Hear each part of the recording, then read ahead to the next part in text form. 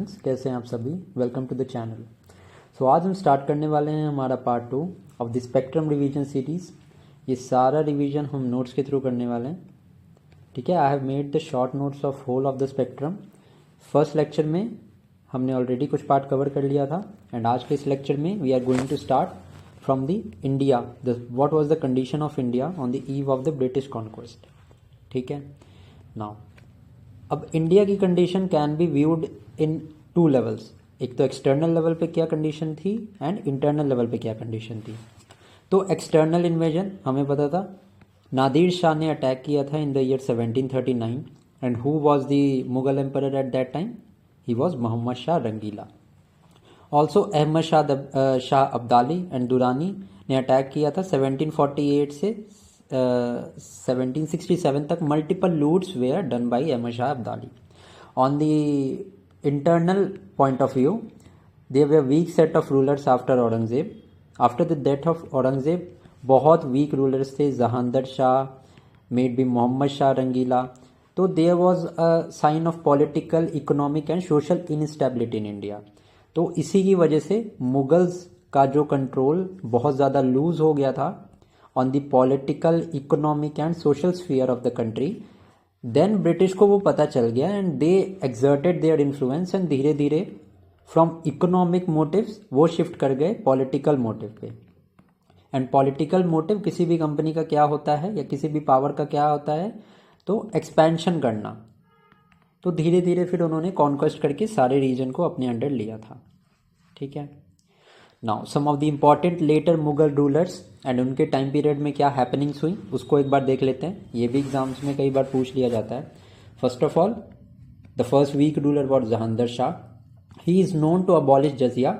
जजिया was a tax which was imposed on non Muslims, ठीक है।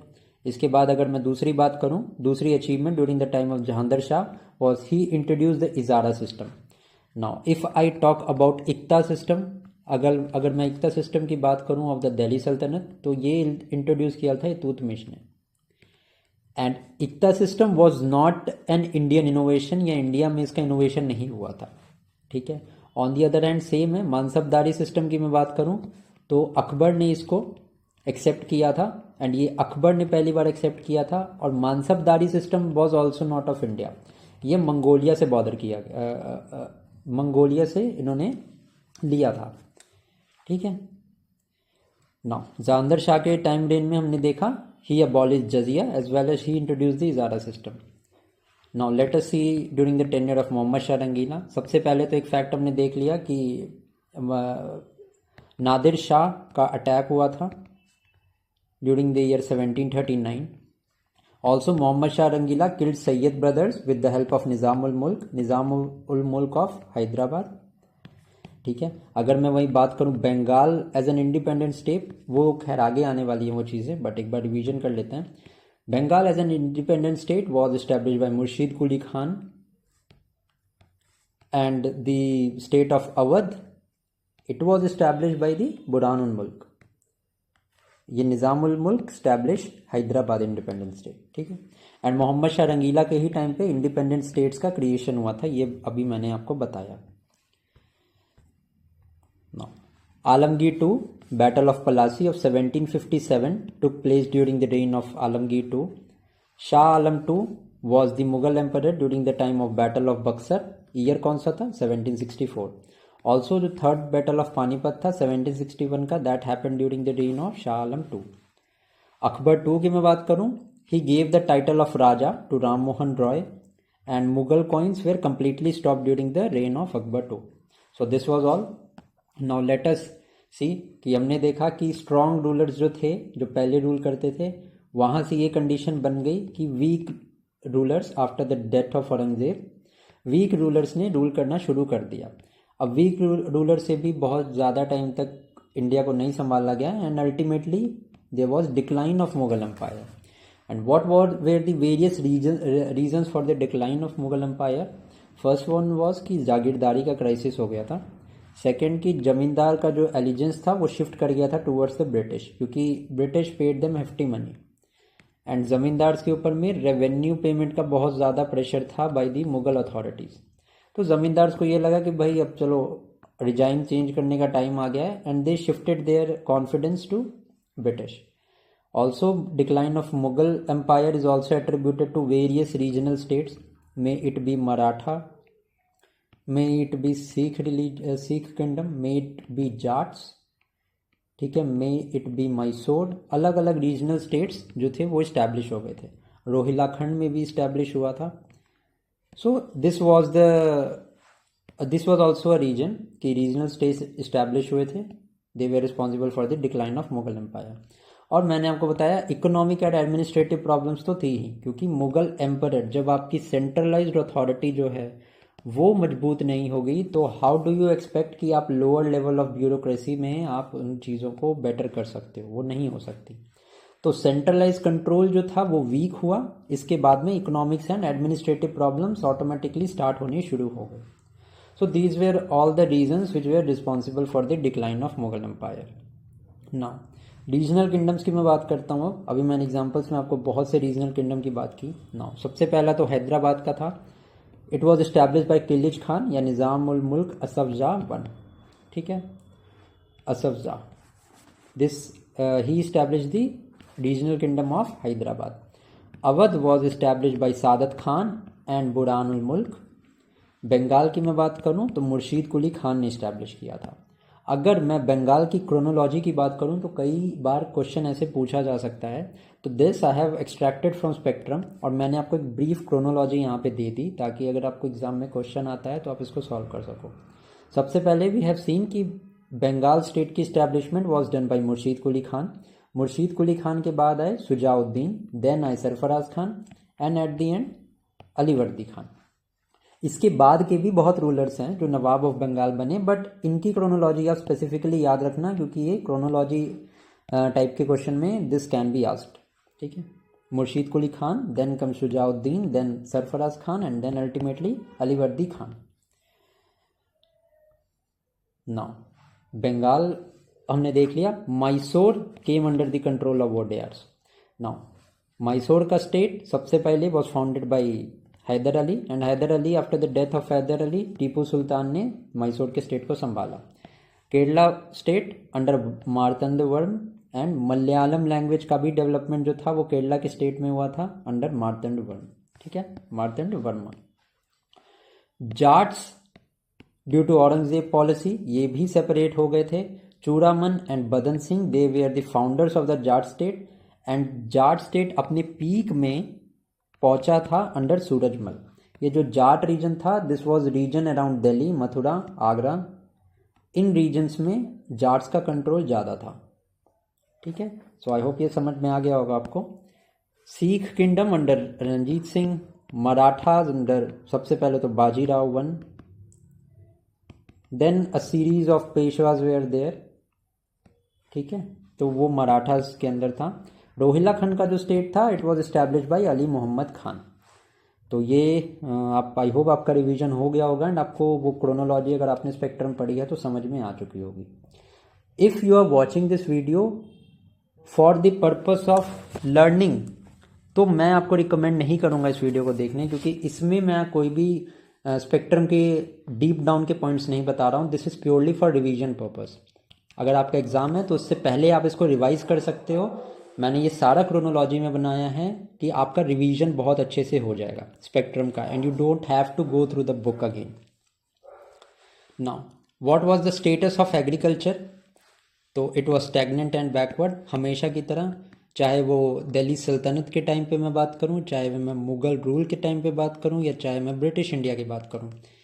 ये किसी भी टाइम पे the status of agriculture was not good. Now, zamindar oppressed peasants, obviously, and the burden of tax was there on peasants. What were the crops that were produced during this time? It was wheat, sugar, spices, cotton, etc. These all were the crops. Trade and industry की मैं बात करूं तो वो flourish कर रही थी. क्यों? क्योंकि आपको भी पता है कि बंगाल जो था ना, जब ब्रिटिश इंडिया आए थे यहाँ पे तो 60% जो इम्पोर्ट करता था ब्रिटिश एशिया से, वो 60% बंगाल से इम्पोर्ट होता था. तो ट्रेड के मामले में तो India was from the Vedic times from the Indus valley times to modern India, जब तक इंडस्ट्रियल रिवॉल्यूशन नहीं हुआ था ब्रिटेन में, India has always been an active partner and as a surplus country in trade and industry. Export क्या क्या होता था इंडियन से? तो cotton textile, raw silk, indigo, saltpetre, opium, stones etcetera, these were all exported. On the same hand, what were the items that were imported? The items were gold, wooden clothes, copper, porcelain, tea, dates. These all were imported. Education की मैं बात करूँ, during the later Mughal period, it was पाठशालाज and मकतब. पाठशालाज जहाँ Hindus पढ़ते थे generally, and maktabs were led by the Muslim authorities. Higher education की मैं बात करूँ तो chatushpathis and tols, these were belonging to Hindu culture and madrasas were from Muslim. देखो मदरसा का तो आप बता दोगे कि मुस्लिम्स इसको वो चलाते थे, बट चतुपतीज एंड टॉल अगर पूछा जाए कि these are related to what, so these were the institutions of higher education, ये ध्यान रखना, इसीलिए मैंने इसको यहाँ पे इंक्लूड किया है। If I talk about art and architecture during the later Mughal period, so painting, various painting schools जो थे वो डेवलप हुए थे। For example Kangra Rajputana school of painting. Regional languages develop हुई, फॉर एग्जांपल उर्दू एट्सेट्रा। ठीक है, उर्दू लैंग्वेज की बात करूं, अगर मैं खड़ी बोली की बात करूं, ठीक है, तो ये प्रोमिनेंट लैंग्वेजेस उस टाइम पे और ज़्यादा डेवलप हुई। उर्दू लैंग्वेज और पोएट्री डेवलप हुई। अगर मैं आर्किटेक्चर पॉइंट ऑफ व्यू से बात करूं तो असफ़ुद्दौला ने लखनऊ में बड़ा इमामबाड़ा बनाया। तो ये क्वेश्चन आपको पूछ सकता है इन एमसीक्यू फॉर्म कि बड़ा इमामबाड़ा जो लखनऊ में है, it was made by Asaf-ud-Daula. Sawai Jai Singh की अगर मैं बात करूं, you know he is the founder of the city of Jaipur. Also he made 5 observatories. First one is in Delhi, second one is in Jaipur, third one is in Mathura, fourth one in Banaras and fifth one is in Ujjain. ठीक है, तो Sawai Jai Singh is attributed as the founder of Jaipur, and in addition to that 5 observatories के नाम याद रखना, Delhi, Jaipur, Mathura, Banaras and Ujjain.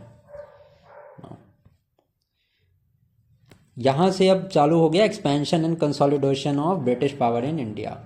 अब British power ने, अभी हमने देखा कि मुगल्स कंप्लीटली जो है वो डिक्लाइन कर गए, तो कोई ना कोई तो होगा जो रूल करता है इंडिया को। सो this was the opportunity for British India. ठीक है, now what were the causes of British success? सबसे पहला कॉज तो था कि मिलिट्री सुपीरियॉरिटी थी और हाई एंड आर्म्स थे। आर्म्स की क्वालिटी बहुत ज़्यादा सुपीरियर थी और मिलिट्री प्रोफेशनल जो थे वो बहुत ज़्यादा सुपीरियर थे। डिसिप्लिन एंड हायरार्की था in the British army and the British company.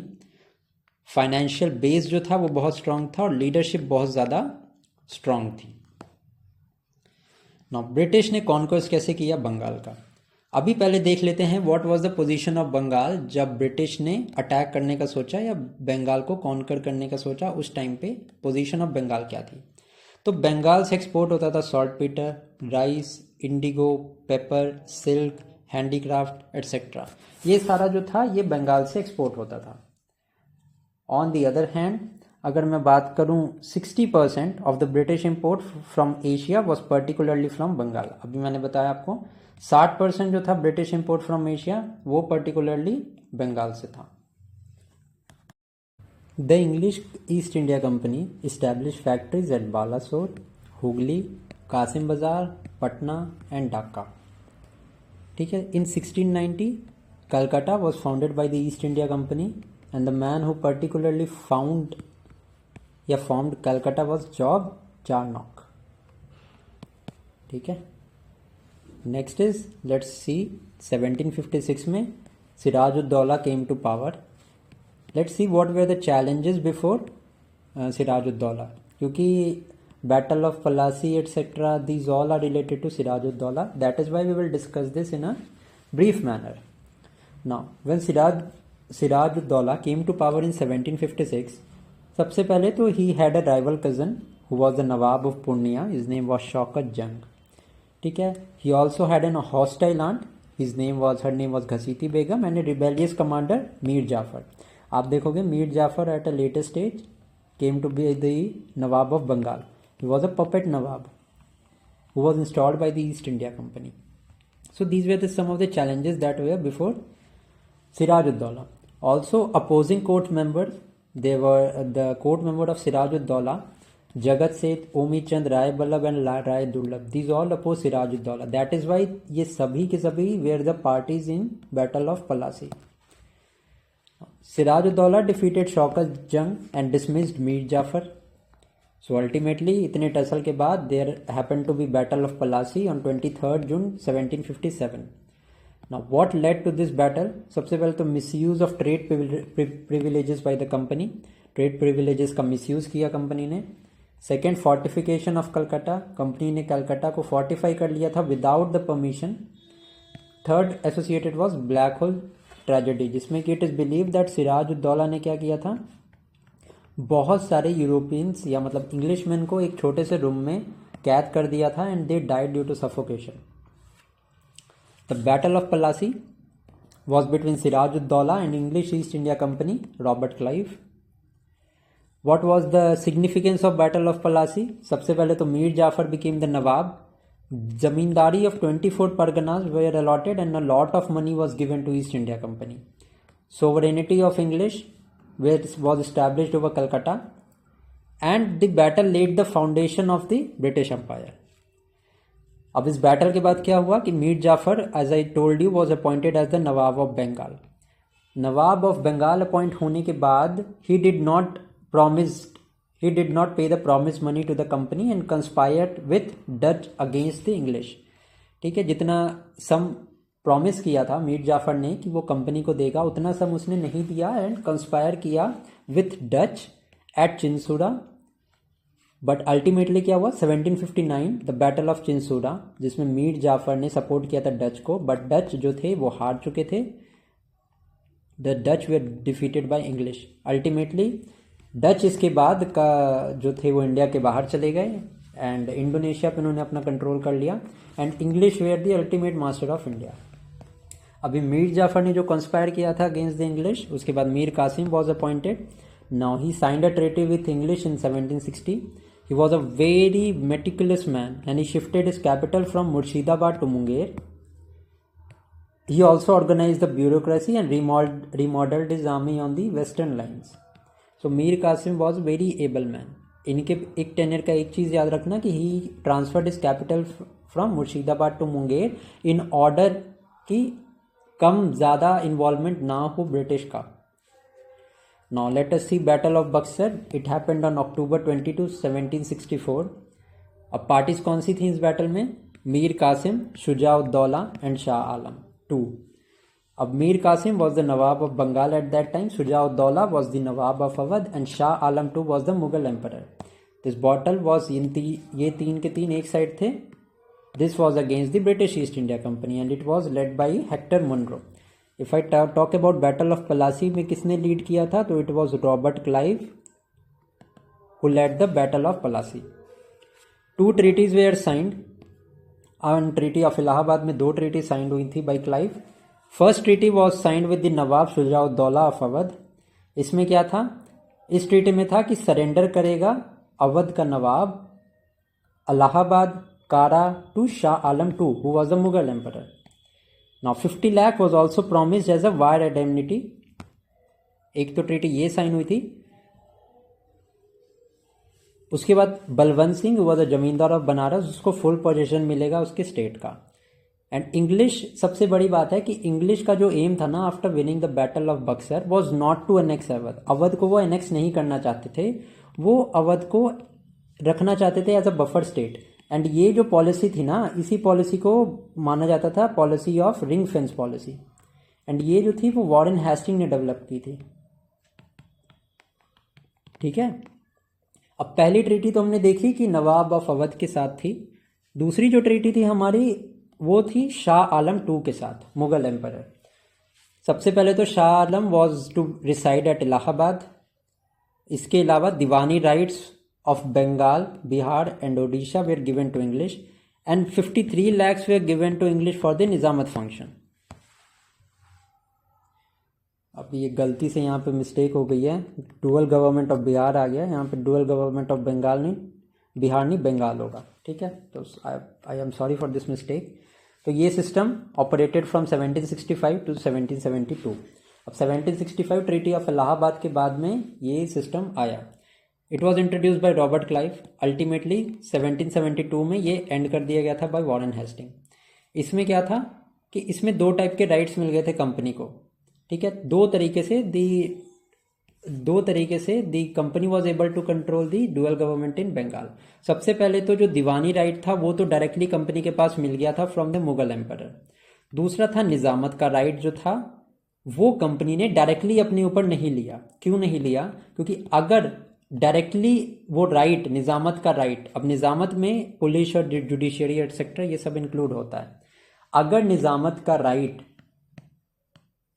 Company ले लेती तो उसके बाद वो डायरेक्टली रिस्पॉन्सिबल होते for all the happenings of all the police and judiciary in the state. तो इसीलिए उन्होंने डायरेक्टली जुडिशियरी का राइट या निजामत का राइट ना लेते हुए उन्होंने इनडायरेक्टली लिया। इनडायरेक्टली कैसे लिया? कि उनको right to appoint the deputy diwan, ठीक है, वो डिप्टी दीवान को अपॉइंट करने का राइट इनडायरेक्टली ले लिया था, ठीक है। डिप्टी सूबेदार को अपॉइंट करने का राइट जो था indirectly English East India company ने ले लिया था।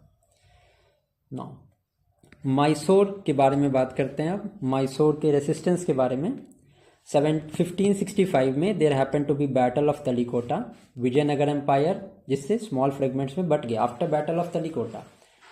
बैटल ऑफ तलीकोटा में Vijayanagara empire was defeated and it was divided into small fragments. 1612 में वॉडेयर्स इमर्ज्ड इन मैसूर। अब मैसूर में क्या कंडीशन थी? Repeated attacks of Marathas, Nizam of Hyderabad and and after the attacks of Marathas and Nizam, it became politically very weak. Hyder Ali became the ruler in 1761, and what were the steps that were taken by Hyder Ali? He established an arm factory at Dindigul. Secondly, he trained army, cannons. He trained his army और उसको cannons मिले थे French से। Close relations था बहुत ज़्यादा French के साथ, and that was the reason why English जो थे दे वेयर अपोजिंग जो भी रिलेशंस थे विद फ्रेंच। कंसर्न्स क्या थे ईस्ट इंडिया कंपनी के? सबसे पहला तो Mysore close proximity with French and Tipu Sultan का जो कंट्रोल था ना ओवर द मालाबार ट्रेड। ये मालाबार ट्रेड स्पाइसेस वगैरह के लिए बहुत ज़्यादा फेमस था, तो टीपू सुल्तान के अंडर था वो मालाबार का ट्रेड, तो इसलिए भी इंग्लिश बहुत ज़्यादा कंसर्न थे and they wanted to end the control of Tipu Sultan at Malabar trade. इसीलिए उन्होंने सोचा कि हम अटैक करेंगे मैसूर को। So as a result first Anglo Mysore war of 1767 to 69 happened. क्यों हुआ? तो British conflict after the Bengal conquest. Parties कौन कौन थी? Nizam of Hyderabad, Marathas and East India company, ये तीनों एक साइड थे and Hyder Ali was alone. Haider Ali ने क्या किया? मराठास को पेमेंट कर दिया और हैदराबाद को प्रॉमिस कर दिया कि उसको कुछ एरिया जो है वो दे दिया जाएगा, and as a result British felt a humiliating defeat. British हार गए थे फर्स्ट एंग्लो मैसूर वॉर में। ट्रीटी ऑफ मद्रास साइन हुई। It was a humiliating treaty for English. Governor general कौन था during the first Mysore war? He was Hadley Wedlest. Second Anglo Mysore war 1780 to 84 हुआ। हैदर अली इस battle में हार गया and Tipu Sultan succeeded him. Treaty of Mangalore was signed after the second Anglo Mysore war. Who was the governor general? तो Warren Hastings was the governor general. If I talk about the third Anglo-Mysore War, this happened in 1790 to 92. Treaty of Srirangapatnam was signed and Governor General at that time was Lord Cornwallis. Fourth Anglo Mysore की मैं बात करूं, ultimately जो था वो मैसूर पे जो rule था टीपू सुल्तान का, it ended. Tipu Sultan died and governor general during this time was Lord Wellesley. Now Anglo Maratha struggle की अगर मैं बात करूं तो सबसे पहले राइज ऑफ मराठास देख लेते हैं। Bajirao one started a confederacy of the prominent Maratha chief to manage power. और ये जो था ना, ये थर्ड बैटल ऑफ पानीपत तक ये सिस्टम बहुत ज़्यादा अच्छे से काम किया, ठीक है। बाजीराव वन ने ये स्टार्ट किया था। नाउ प्रोमिनेंट पावर्स, इनके आप स्टेट्स के नाम याद रखना और ये कहाँ रूल करते थे ये आप याद रखना। Gaekwads of Baroda, Bhonsles of Nagpur, Holkars of Indore, Scindias of Gwalior and Peshwa was of Pune. तो ये इनका कुछ ऑर्डर था जिसमें इनको पावर दी गई थी। फर्स्ट एंग्लो मराठा वॉर की मैं बात करूं तो 1775 से 82 में हुआ। Governor general eight that time was Warren Hastings. First Anglo Maratha war के पहले a treaty of Surat was signed, जिसमें रघुनाथ राव ने ट्रीटी साइन की थी इंग्लिश से, और इस ट्रीटी ऑफ सूरत से सालसेट और बाइसेन का एरिया जो था वो इंग्लिश को दे दिया गया था। देन ट्रीटी ऑफ पुरंदर भी साइन हुई थी जिसमें रघुनाथ राव को पेंशन प्रॉमिस की गई थी। बट ये सब नहीं चला बहुत टाइम तक, and ultimately first Anglo Maratha war हुआ, जिसके बाद treaty of Salbai was signed in 1882। Second Anglo Maratha war की अगर मैं बात करूं तो लॉर्ड वेलेस्ली उस टाइम पे गवर्नर जनरल थे, and treaty of Bassein was signed between Bajirao two and English. Third Anglo Maratha war के टाइम पे Lord Hastings was there, and Lord Hastings treaty of Sugauli के लिए भी जाने जाते हैं, जो 1816 में साइन हुई थी विथ नेपाल। तो लॉर्ड हेस्टिंग के टाइम ये याद रखना, third Anglo Maratha war and treaty of Sugauli या first Anglo Nepal war was also there. Then there was conquest of Sindh. अब जो ट्रीटी ऑफ इटर्नल फ्रेंडशिप 1807 की है, ये सिंध से ही रिलेटेड है, और सिंध ने एक्सेप्ट कर लिया था subsidiary alliance system in 1839। Annexation जो था सिंध का, it was done during the governor general Lord Ellenborough. Punjab में there was Ranjit Singh who led an empire, जिसमें मिसल सुकर चकिया मिसल से ये बिलोंग करते थे। Now let us keep this video यहीं तक। इसके बाद नेक्स्ट वीडियो में we will start and we will do the rest of the part. Till then keep studying. Thank you.